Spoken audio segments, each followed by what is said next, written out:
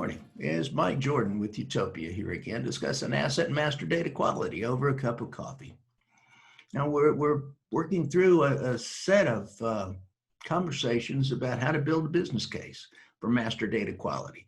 As times are tight with the pandemic, money's tight in general, and you have to ask, why now should I improve my asset and master data?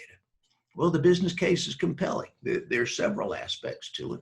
One that's important is maintenance productivity. There was a survey done some years ago by EPRI, the Electric Power Research Institute. You may have seen this already. It's been published widely, and it's been replicated in other industries to prove that the case is valid outside of utilities.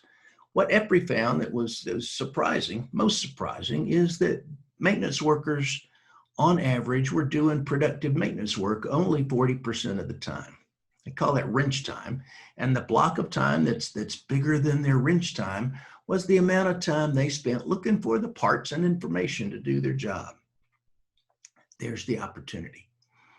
If we can improve maintenance data, asset master data quality, such that a maintenance worker has an accurate maintenance plan, has an accurate task list that tells him what to do and how to do it.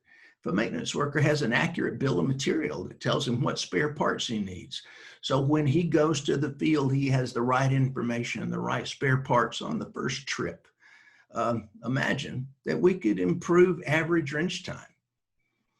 Even if we take that average wrench time of 40%, just move it to 50%. What we've done in effect is added one new maintenance worker for every 4 that we have in the field. Now that's a benefit. I certainly wouldn't make the case that means we can lay off maintenance workers. Far from it. We're too tight already. But imagine if we're now able to go deal with that big list of deferred maintenance.